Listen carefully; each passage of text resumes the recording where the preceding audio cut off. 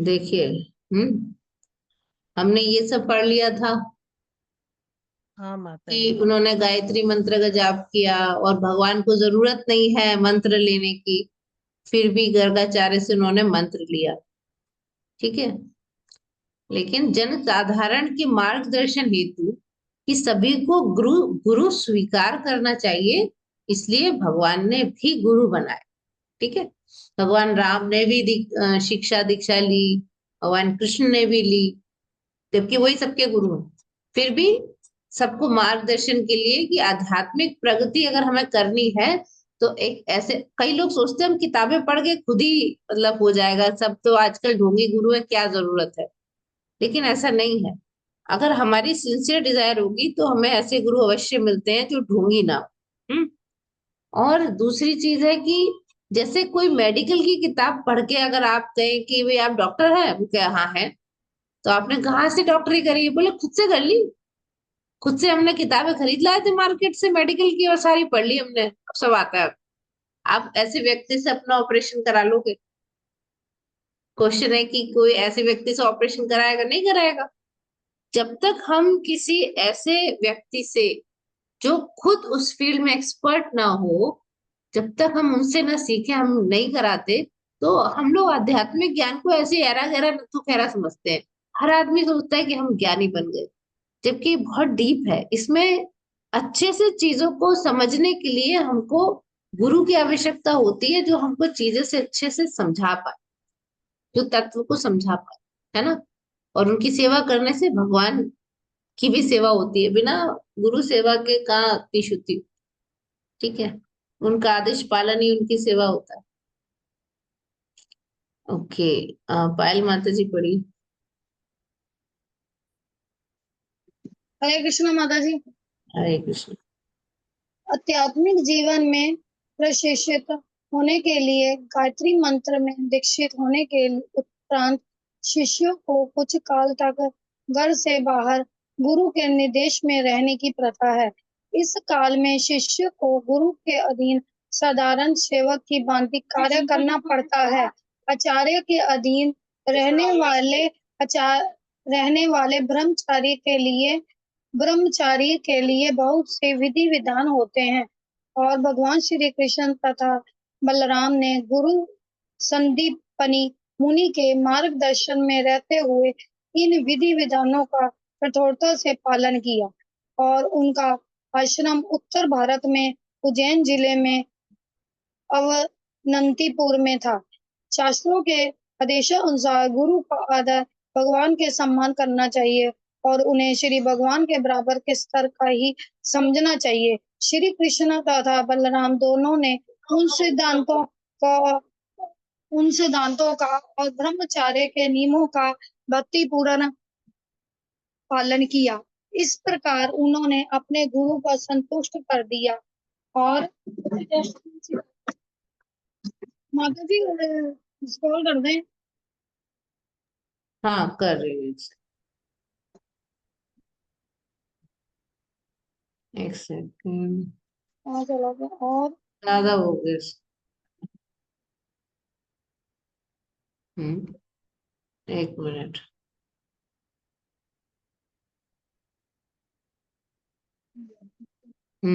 ये रहा।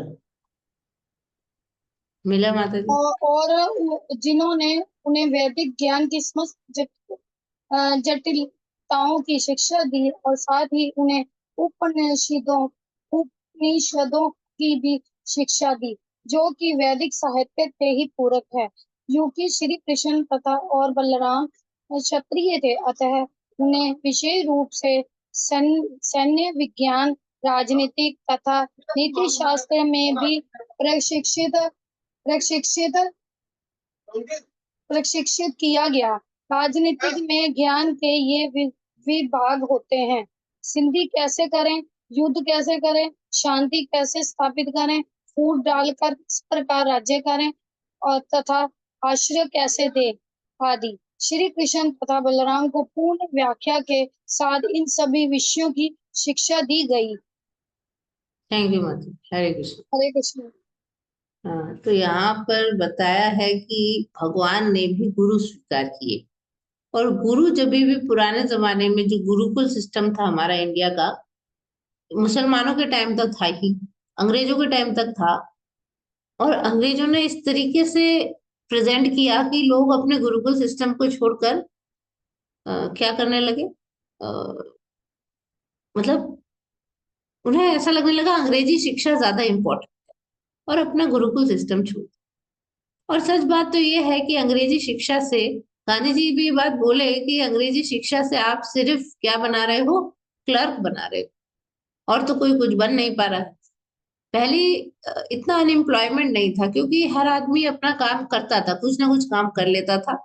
और जो लोग गुरुकुल में शिक्षा प्राप्त करते थे उन्हें, उनका जो मॉरल वैल्यूज बहुत हाई है ना।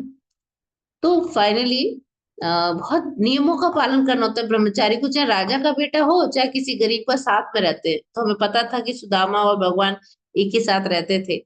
ठीक है, तो ऐसा नहीं था कि क्योंकि अब आप मान लीजिए कि कोई बहुत बड़े आदमी का बेटा है, बहुत रिच आदमी का, तो अब हो सकता है टीचर उनको अलग ढंग से ट्रीट करे क्लास में। लेकिन ऐसा पहले नहीं था, उनको बिल्कुल नॉर्मल की तरह, नॉर्मल साधारण सेवक की तरह काम करना पड़ता।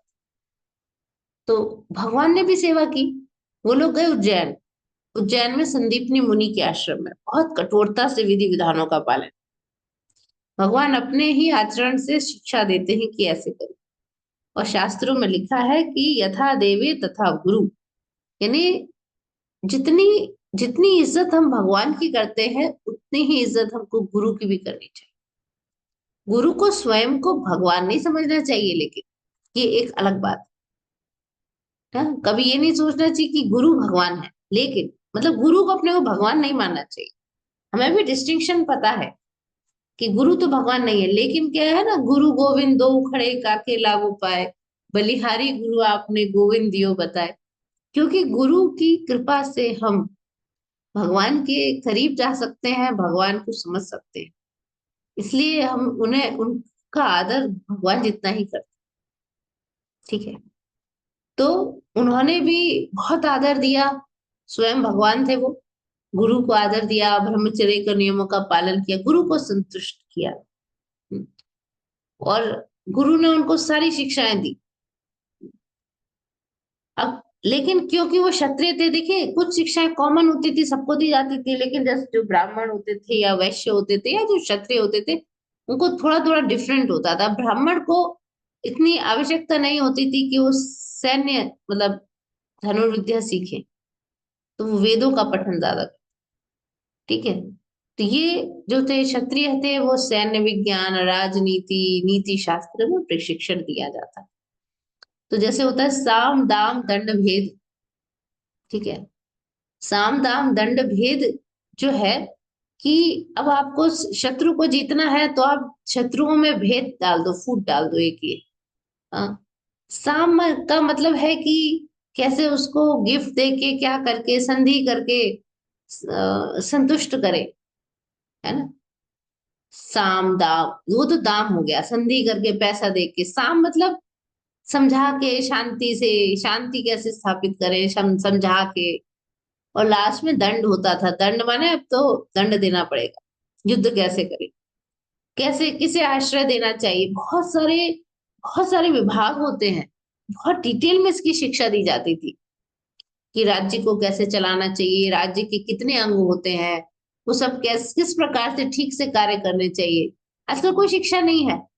कोई भी एरा गैरा नत्थु के आ जाएगा, वो क्या करने, ये वो इलेक्शन में खड़ा होने, और जिनको खुद कुछ नहीं पता है वो सारे लोग जाके वोट दे देते हैं। वोट किस हिसाब से, कुछ नैरेटिव चलता है, कोई जाति के आधार पे देता है, कोई धर्म के आधार पे देता है, कोई इसलिए देता है कि भाई उनको जो है शराब के पैसे मिल गए थे, किसी को साड़ी मिल गई थी इसलिए वो वोट दे आई, किसी को ऐसा हो गया कि जी लाख रुपया मिलेंगे जब ये जीत जाएंगे, खटा खटा खटा जाएंगे, तो इसलिए वो दे आए। तो इस प्रकार से जो वोट लेने वाले हैं उनको भी कुछ पता नहीं, वोट देने वाले उन्हें भी कुछ पता नहीं, तो ऐसे कोई नेता चुन लिया। लेकिन पहले जो लोग राज्य करते थे, अब उसमें कई प्रकार की वो आई, विसंगतियां थी जरूर, लेकिन जो आइडियल सिस्टम है वो उस जमाने में था। तो उसमें अगर आप राज्य कर रहे हैं तो राज्य के जो कुछ अंग होते हैं, जिसमें प्रजा एक अंग है, उसमें प्रजा में केवल मनुष्य नहीं, जानवर भी आते थे, सब आते थे कि सबका कैसे ध्यान रखना है, गुप्तचर विभाग कैसा होना चाहिए, हर कुछ की बहुत ज्यादा उनको ट्रेनिंग मिली होती थी बचपन से ही, क्योंकि उन्हें राजा बनना होता था इस प्रकार से, और शास्त्रों का भी पूरा ज्ञान होता था। हालांकि वो उनके आचार्य होते थे जो उनको सलाह देते थे कि आपको ऐसे करना चाहिए, मंत्री होते थे, ज्ञानी मंत्री, वो भी सलाह देते थे, लेकिन राजा को खुद भी नॉलेज होती थी, क्योंकि वो खुद भी बहुत सारे शास्त्र बचपन में पढ़े होते थे, उन्हें पता है कि कैसे। ठीक है, तो कृष्ण और बलराम को बहुत अच्छे से सभी विषयों की शिक्षा दी थी। Okay, next. हाँ, रूबी माता जी, रंगीली राधा माता जी पढ़ी।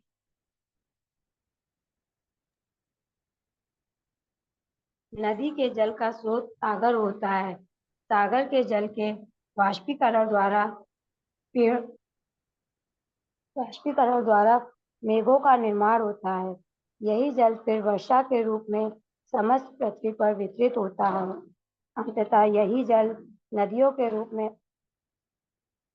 रूप में पुनः सागर की ओर जाता है। उसी भांति भगवान श्री कृष्ण तथा बलराम जी सभी प्रकार के ज्ञान के स्रोत हैं, किंतु चूंकि वे सामान्य बालकों के समान अभिनय कर रहे थे, अतः उन्होंने एक उदाहरण प्रस्तुत किया जिससे कि सब लोग उचित सोच से ज्ञान प्राप्त करें। इस प्रकार उन्होंने गुरु से ज्ञान प्राप्त करना स्वीकार किया। श्री कृष्ण एवं बलराम जी ने गुरु से केवल एक बार श्रवण करके सभी कलाओं एवं विज्ञान की शिक्षा प्राप्त कर ली। मानव समाज में जिनकी आवश्यकता होती है, वे सभी आवश्यक कलाएं और विज्ञान उन्होंने 64 दिवसों तथा 64 रात्रियों में सीख लिए। दिन में वे अपने गुरु से किसी विषय पर शिक्षा प्राप्त करते थे और रात्रि तक वे उस ज्ञान के विभाग में विशेषज्ञ बन जाते थे। माता जी आगे पढ़ूं? बस, हरे थैंक यू मैम। कृष्ण। हरे कृष्ण। धन्यवाद। देखिए अब आप देखिए, भगवान कह रहे हैं यहाँ पे, एग्जाम्पल भागवत दे रही है कि समुद्र से भाप बन के जो जल उड़ा, समुद्र उसका स्रोत है, फिर वो बारिश बन के नदी में गिरा और फिर नदी बह के समुद्र में आ गई। तब कोई कहेगा नदियों से समुद्र भर रहा है, लेकिन उनको ये नहीं पता है कि समुद्र का ही जल भाप बन के उड़ा, बारिश बन के नदी को उसने पानी दिया। तो उसी प्रकार से भगवान एक सामान्य बच्चे की तरह ज्ञान ले रहे हैं, लेकिन वही तो सारे ज्ञान के स्रोत है, जैसे समुद्र सभी जल का स्रोत है। तो यहाँ पे एग्जाम्पल यही है कि सब लोग उचित स्रोत से ज्ञान प्राप्त करें, इसीलिए, केवल इसीलिए भगवान ने ज्ञान प्राप्त करना स्वीकार किया।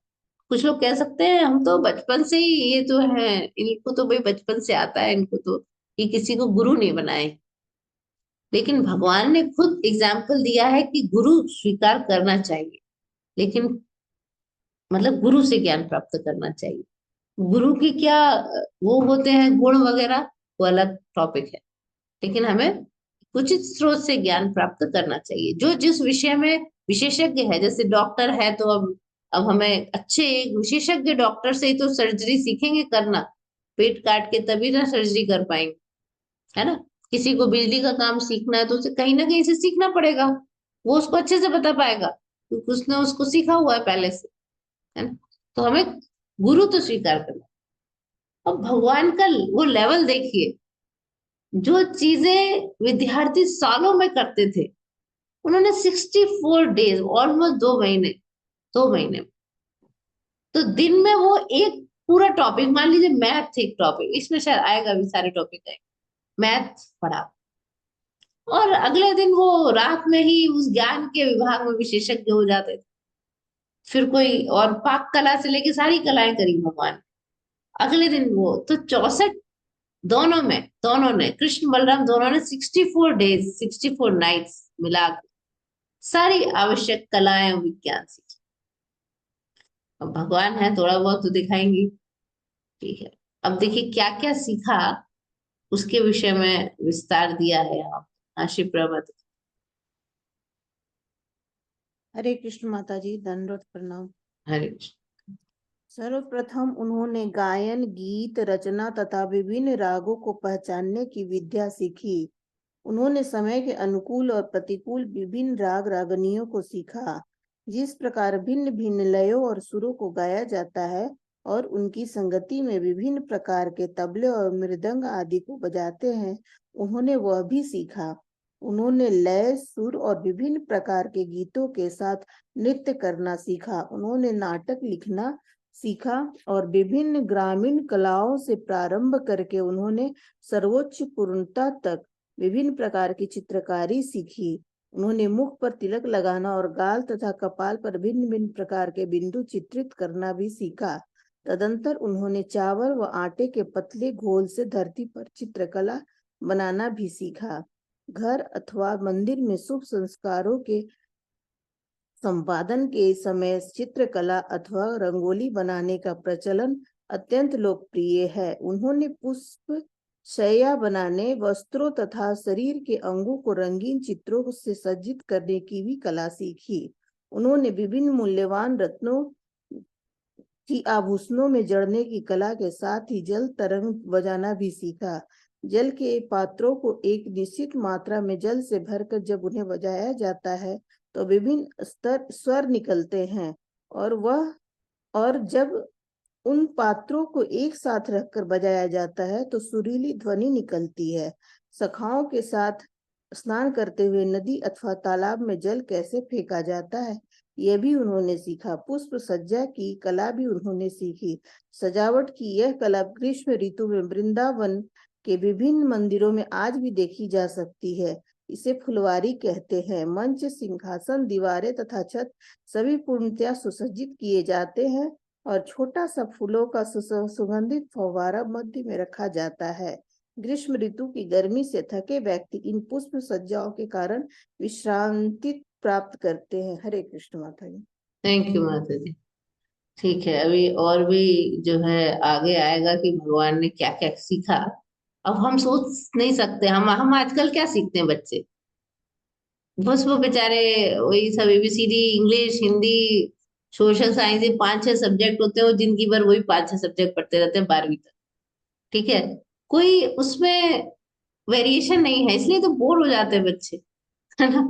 तो फिर माँ बाप उनको पेंटिंग वेंटिंग की क्लासेस में डालते हैं। स्कूल में एक आर्ट की क्लास होती है जो इतनी बोरिंग होती है, कुछ प्रॉपर उसमें सिखाया नहीं जाता, ना प्रॉपर म्यूजिक। हमारे जमाने में एटलीस्ट म्यूजिक की क्लास होती थी 8th तक, आजकल तो वो भी नहीं होती है ना। तो सोचिए, जो लोग सालों साल मेहनत करके सीखते, भगवान ने एक दिन में सीखा म्यूजिक। कितने विभिन्न प्रकार के गायन होते हैं, कैसे कैसे गीतों की रचना होती है, कौन कौन से राग होते हैं, रागों को पहचानने की विद्या। किस समय पे कौन सा अनुकूल राग है, कौन सा प्रतिकूल राग है, वो सीखा। और कैसे भिन्न स्वरों को, लयों को गाया जाता है, और कैसे किस प्रकार से मृदंग, तबला आदि कैसे बजाया जाता है उनके साथ, वो भी सीखा। सोचिए, और हर लय सुर के साथ विभिन्न प्रकार के नृत्य सीखे। सोचिए, ये सब एक एक दिन में सीखा, जैसे म्यूजिक का एक दिन में, नृत्य का एक दिन में। अब नाटक लिखने की कला होती है, आप नाटक लिखते हैं ना, जो जो राइटर्स होते हैं ना, लिखने की भी एक कला होती है, तो नाटक कैसे लिखना चाहिए वो सीखा। और चित्रकारी कहाँ से सीखी? ग्रामीण क्षेत्रों में जैसे चित्रकारी होती है ना, घरों में, घर के बाहर दीवारों पे सुंदर सुंदर, जैसे मधुबनी आर्ट, वर्ली आर्ट, जो आजकल 1-2 आर्ट हम जानते हैं, 2-4, उस जमाने में कितनी आर्ट होती होंगी। हाँ, अभी तो क्या है ना, समय के साथ सब लुप्त हो जा रही है, क्योंकि जो लोग बनाते थे, अब लोग शहरों में है, पेंट हो जाता है, कौन आर्ट नहीं बनाता अपने घर के बाहर, कोई इतना पेंटिंग नहीं करता, 2-4 लोग जो इंटरेस्टेड है वो सीखते हैं। तो उन्हीं के ऊपर है, वो जो जितने दिन तक वो करेंगे वो आर्ट रहेगी। अब देखिए, साउथ इंडिया के मंदिरों में ऐसी सुंदर सुंदर मूर्तियां बनी हुई हैं, इतनी कलाकारी के साथ, कि उसमें एक मूर्ति ऐसी है कि आप यहाँ पे अगर वो डाले एक सुई तो इधर से निकल जाए। एक श्रीरंगम में एक वो होती है, मतलब मंदिर के बाहर ना, ऐसे एक मिथिकल समझ लीजिए, एक जानवर है, ऐसे या से कुछ नाम है, बोलते हैं येली या कुछ, वो भूल गई मैं। तो वो क्या होता है कि, हाँ बताइए। याक। याक नहीं यार, एक जानवर होता है, श्रीरंगम टेम्पल में है वो मूर्ति, और भी कई मंदिरों में मिलती है। आप यहाँ से सुई डालेंगे यहाँ से निकल जाएगी। तो मूर्ति बनाने वाले ने इतना पतले छेद कैसे कर दिए। और भी कई है, कई मंदिर है यहाँ पर। एक हालीपीठ बेलूर करके है, बहुत सुंदर वहां की चित्रकला है। मतलब वो चित्रकला नहीं। बेलूर हलेबीडु। हाँ, तो वहां पर इतने, मतलब इतने आराम से कई कई चीजें हैं। तो वो चीज अगर आप देखेंगे आज, तो वो मूर्तिकार आज नहीं मिलेंगे आपको। उस लेवल का जो कौशल है, जो मतलब प्रोफिशिएंसी है, वो नहीं मिलेगी। क्यों नहीं मिलेगी? क्योंकि पहले बाप से बेटा सीखता था तो ये एक जनरेशन में जाता था। लेकिन अब वो जनरेशन नहीं है, वो बचपन से नहीं सीखते सब वही। अब सब लोग पढ़ाई करते हैं, कुछ बीए करते हैं, और बेचारे कुछ नौकरी वोकरी सब करने का प्रयास करते हैं। ठीक है। तो इसी प्रकार से, क्योंकि वो कला जब अभी रिसेंट में ही लुप्त हो गई, तो इतनी पुरानी भी नहीं है वो मंदिर, इतने पुराने थोड़ी है। तो उस जमाने में कितनी कलाएं थी, कितनी विभिन्न प्रकार की चित्रकारियां भगवान ने एक दिन में सीखी। और ये स्कूलों में सिखाई जाती थी। इससे पता चलता है कि वहां गुरुकुल में क्या सिखाया जाता था। वहां ऐसी क्लासेस नहीं होती थी, first class, second class, third class, सारे बच्चे फर्स्ट क्लास, सारे सेकंड, ऐसे नहीं। जो जिस लेवल पे सीख जाता था वो दूसरी चीज सीखता था। ऐसा डायनेमिक सिस्टम था। ऐसा नहीं था कि इसके बाद इसमें जाएंगे, अच्छा आप क्लास कूद गए। ये जो रिजिड टाइप का सिस्टम है यहाँ बना है। इवन इवन गांधी जी के टाइम तक भी, जब ये अंग्रेजी शिक्षा इतनी नहीं थी, तभी भी क्या होता था कि जो बच्चे खेतों में काम वगैरह करते थे, तो 2-4 महीने वो नहीं होती थी क्लासेस, क्योंकि उनको खेतों में काम करना होता था। उसके बाद फिर क्लासेस लगती थी, तो सबके हिसाब से वहां क्लासेस लगती थी। तो फिर अंग्रेजों ने कहा नहीं नहीं, ये सिस्टम नहीं चलेगा, आप लोग बहुत बैकवर्ड हैं, आप लोग को तो रेगुलर क्लास लगाना नहीं आता। उनको जेन्युइनली ऐसा फील होता था। बेवकूफ थे वो। अब हो सकता है आगे जाके वो इंडियन सिस्टम ही फॉलो करे। ठीक है। तो चित्रकारी सीखी। अलग अलग जो मुख पे पेंटिंग होती है, मुख पर, किसी के फेस पर, वो भी एक कला है। वो सीखा, वो भी चित्रकला है। ठीक है। फिर एक चीज सीखी कि चावल और आटे से हमारे यहाँ आज भी बनता है कुछ कुछ। जैसे कि ये आती है ना, नागपंचमी वगैरह पे दीवार पे बना देते हैं, लेकिन वो उतनी कलाकारी नहीं रह गई है। सिंपल सा बना देते हैं। ठीक है। किसी जमाने में दिवाली हुई या करवा चौथ हुई, कोई भी तो दीवार पे ही बनता था, वो पेंटिंग बनाते थे। तो उस जमाने में बनते थे, है ना। कोई भी मंदिर में शुभ संस्कार है, कुछ है, तो वो रंगोली इत्यादि बनाना और चित्रकारी करना और अल्पना बनाना वो सीखा भगवान ने। एक सेकेंड, जस्ट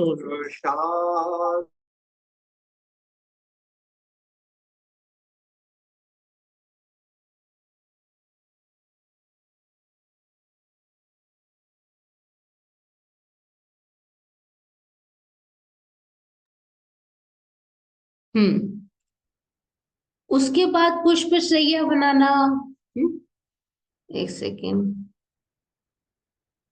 शरीर तथा वस्त्रों, शरीर के अंगों को विभिन्न चित्रों से सज्जित करने की कला थी। देखिए, फिर अब रत्नों को कैसे जड़ते हैं वो सब सीखा, यानी कि सुनार वाला काम भी सीखा। रत्नों की पहचान, कौन सा रत्न हम लोग को पता ही नहीं है। सिर्फ सुनारों को पता होता है रत्न क्या है। हमें अगर नहीं पता है तो खरीदेंगे कैसे।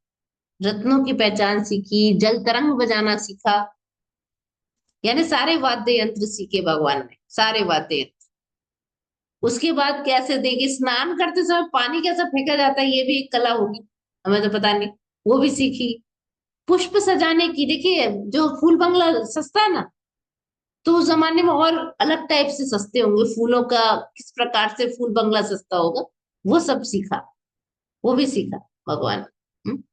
कैसे सब कुछ चारों तरफ सुसज्जित कर देते हैं, बीच में फुव्वारा होता है, सुगंधित हवा आती है।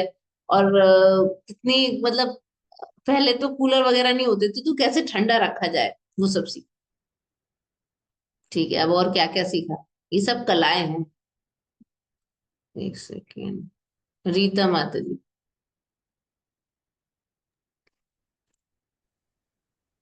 हरे कृष्णा माता जी। हरे कृष्ण। श्री कृष्ण तथा बलराम जी ने विभिन्न शैली में केश विन्यास करने की भी कला सीखी। उन्होंने सिर पर विभिन्न प्रकार के मुकुट धारण करना भी सीखा। उन्होंने रंगमंच पर अभिनय करना भी सीखा। नाटक के कलाकारों को कान के ऊपर पुष्पालंकारों से सजाना तथा चंदन के आलेप और जल का सम्मिश्रण छिड़क कर एक मधुर सुगंध उत्पन्न करना भी उन्होंने सीखा। उन्होंने इंद्रजाल के कार्य दिखाने की कला भी सीखी। इंद्रजाल में ही बहुरूपी नामक एक कला भी होती है। इसके द्वारा व्यक्ति अपना वेश ऐसा बनाता है कि यदि वह अपने मित्र के निकट जाए तो मित्र भी उसे नहीं पहचान सकता। विभिन्न अवसरों पर जिनकी आवश्यकता, माता जी ऊपर करिए,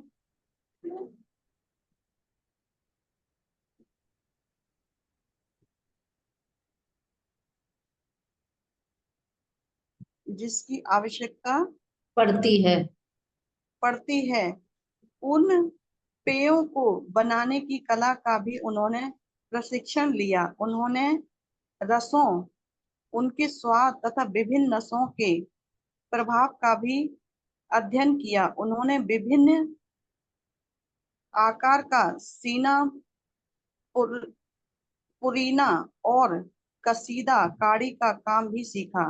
उन्होंने कठपुतली बनाने के लिए बारीक धागों की हस्तकला भी सीखी। मधुर सुर निकालने के लिए, इस साइड में नहीं आ रहा है माता जी, वो एक्चुअली ये वैसा है, अब वो नहीं आएगा, वीणा होगा शायद, वीणा। बोलने के लिए वीणा, सितार और तानपुरा आदि बाधों पर तार चढ़ाना भी उन्होंने सीख लिया। तत्पश्चात उन्होंने पहेलियां बनाना और उन्हें हल करना सीखा। उन्होंने वाचन कला सीखी, जिसके द्वारा मूर्ख से मूर्ख विद्यार्थी भी शीघ्रता से पढ़ना लिखना सीख सकता है। उन्होंने नाटक का अभ्यास करना और उसका अभिनय करना सीखा। उन्होंने शब्द पूर्ति, रिक्त स्थानों की पूर्ति और वर्ग पहेली को हल करने की कला का भी अध्ययन किया। बस उन्होंने बस थैंक यू। हरे कृष्णा माता जी। एक ही पैराग्राफ पढ़ना होता है ना, अगर बहुत छोटा है तो 2 पढ़ सकते हैं, तो मुझे बताना ना पड़े आप लोगों को पीछे। ओके, तो हम देखते हैं, अभी खत्म नहीं हो रहा है, सोचिए क्या क्या सीखा। आप लोग ऐसे स्कूल में जाना चाहेंगे जहाँ ये सब कुछ सिखाया जाए? लेकिन हमें बहुत टाइम लग जाएगा। भगवान ने 64 डेज में सब सीख लिया। ठीक है, अब बालों को बनाने की भी बहुत सारी कलाएं होती है। पहले लंबे बाल होते थे सबके, तो सभी प्रकार के बालों को बनाने की कला सीखी, और अलग अलग, जैसे मुकुट का मतलब केवल हम वो देखते हैं, जो पगड़ी होती है ना, वो पगड़ी कैसे अलग अलग पहनते हैं वो भी सीखी, जो अलग अलग पगड़ी होती है ना।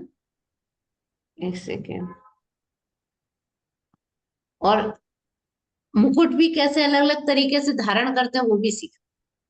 अब उसके बाद देखिए कितनी अलग अलग चीजें सीखी हैं उन्होंने। रंगमंच पर अभिनय करना भी सीखा, एक्टिंग कैसे करते हैं, और कैसे कलाकारों को सजाना होता है, फूलों से सजाना होता है, और किस प्रकार कान के पीछे फूल लगाते हैं, या सुगंध उत्पन्न कैसे करते हैं, चंदन और जल का क्या क्या चीजें मिला के, वो सीखा। उसके बाद इंद्रजाल मतलब जादू दिखाना, जादू दिखाना कहते हैं ना, जादू, वो भी सीखा। और एक कला होती है जिसमें आप अपने को पूर्ण रूप से मेकअप के द्वारा ढक लेते हैं, मतलब आप पहचान में नहीं आएंगे वही बंदा। देखिए अगर आपको बताऊं, एक डांस होता है यहाँ पर, कथकली कह लीजिए। उसमें कितना ज्यादा कथकली में आपका मेकअप हो जाता है। इसके अलावा एक वो होता है, गायत्री माता जी आप हैं क्या, are you in the class? वो बता सकती हैं, वो नाम भूल गई मैं, she is not there today. तो कुचिपुड़ी। हाँ, नॉट एग्जैक्टली कुचिपुड़ी, उसमें डायलॉग भूले जाते हैं कन्नड़ा में, वो भी भूल गई मैं एकदम, क्या नाम है उसका। उसमें भी इतना भारी मेकअप होता है, और कुछ मतलब उसमें डायलॉग डिलीवरी होती है। कथकली में डायलॉग डिलीवरी नहीं होती है, वो डांस ही रहता है, इसमें डायलॉग डिलीवरी भी होती है। ओडिसी होता है, क्या चीज? ओडिसी रहते उसमें बहुत बड़ा मुंह बनाते हैं। नहीं नहीं माता जी, ओडिसी में फेस दिखता है ना आपका, ओडिसी में कहाँ होता है? ओडिसी हो गया या कोई भी डांस है उसमें आपका फेस दिखता है। लेकिन इसका नाम क्या है, वो आप लोग नहीं जानते होंगे, वो इतना कॉमन नहीं है, यहाँ के लोग ही जानते हैं ज्यादा। ठीक है, यहाँ पे वो ट्रेडिशनल लोग ही करते हैं, जो कुछ ब्राह्मण फैमिलीज के होते हैं जनरली, वो लोग उस डांस को परफॉर्म करते हैं। उसमें पूरा मेकअप हो जाता है, इवन कथकली में आप देखिए, मैं देखती हूँ एक से, आपको वो दिखाई दे रहा पेंटिंग जो करते हैं, ब्लू कलर का पेंट हो जाता है मुंह पे पूरा, है? एक वो सेकंड। बोल रहे हैं शायद। नहीं, अभी आप दिखाई दे रहा है? हाँ हाँ, जैसे, यही वाला है। हाँ देखिए ये, कथकली। हाँ ये कथकली हो गया, इसमें डांस रहता है। इसके अलावा एक और होता है, वो भी भूल गई मैं। अब आप देखिए, जो व्यक्ति कथकली कर रहा है उसको कपड़े कितने बड़े पहनाए जाते हैं। ये जो कपड़े पहना देते हैं, इतने भारी कपड़े पहना देते हैं कि आप पहचान नहीं पाएंगे। एक बार जो मैं दूसरा जो डांस बता रही हूँ उसमें भी इसी टाइप से ही, मतलब यहाँ पे जो व्हाइट व्हाइट लगा देते हैं, उनके व्हाइट नहीं लगाते, मेकअप पूरा होता है, आप पहचान नहीं सकते वही बनता है। फिर एक हमारे प्रभु जी थे, वो इतने पतले दुबले हैं वैसे। अच्छा, डांस चल रहा है, मैं देख रही स्टेट, बाद में पता चला ये तो दुर्गा प्रसाद प्रभु जी कर रहे थे डांस। कि क्या बात है, विश्वास ही नहीं हुआ।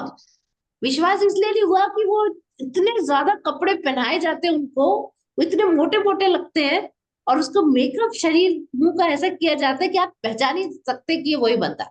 इम्पॉसिबल। ये जो मेकअप कर रखा है ये व्यक्ति, आप इसको एक्चुअल में देखेंगे आप पहचान नहीं पाएंगे कि ये वही है।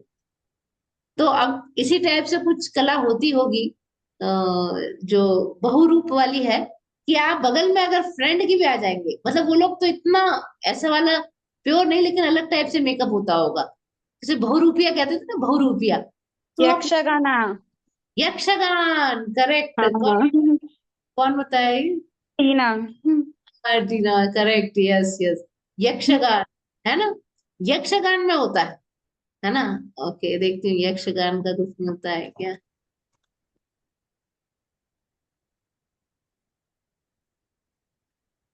हाँ, देखिए उसमें भी मेकअप करते हैं, एग्जैक्टली exactly, यक्षगान में मेकअप देखिए, इसमें वैसा कथकली वाला मेकअप नहीं है, लेकिन इसमें भी आप आदमी को पहचान नहीं पाते, बिल्कुल नहीं पहचान पाए। अगर ये जो व्यक्ति है ये नॉर्मल खड़ा हो जाए, पहचान नहीं पाएंगे।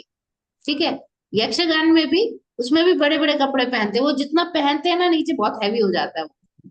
हाँ, they look very different Yakshagana में। मतलब हर कोई ये मुकुट नहीं धारण करता, वो डिपेंड करता है कि आपका आपका रोल क्या है, डिपेंड्स अपॉन योर रोल। आपको जैसे ये है, एक हमारे पहचान के हैं, उनका जब मैंने फोटो देखा मैं हैरान रह गई। वो यक्षगान का जो उनका फोटो था वो बिल्कुल ही अलग था, it was just totally different.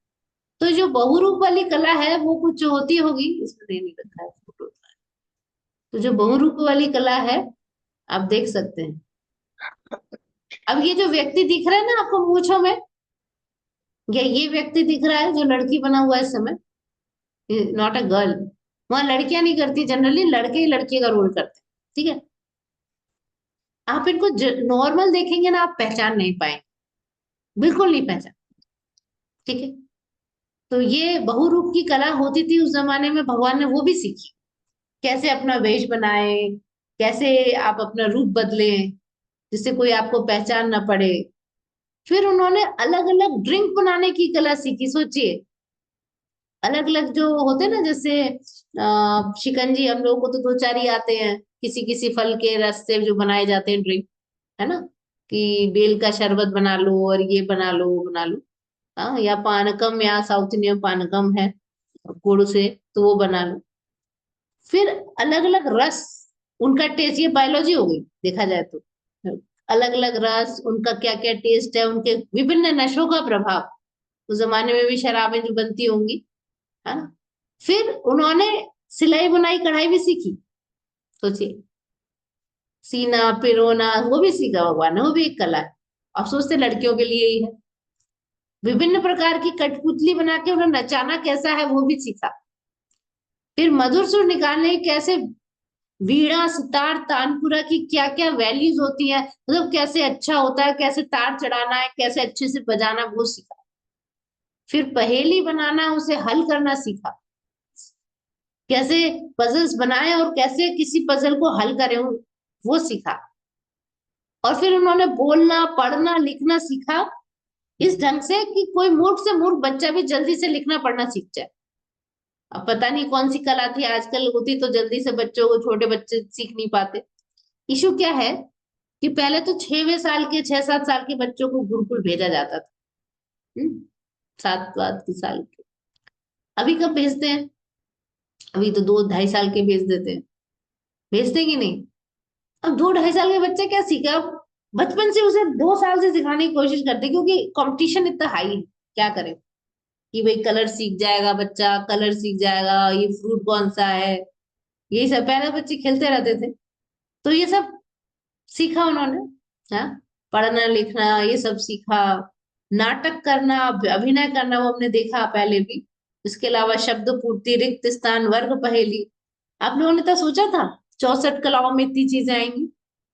ठीक है, अब बाकी सवा एक बच चुका है, कल करेंगे, एक राउंड वाला करेंगे, कल आगे देखेंगे उन्होंने क्या क्या सीखा।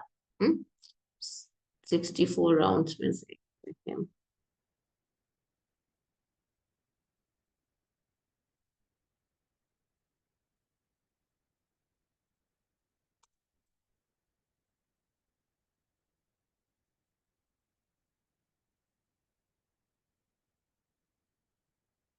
एक मिनट।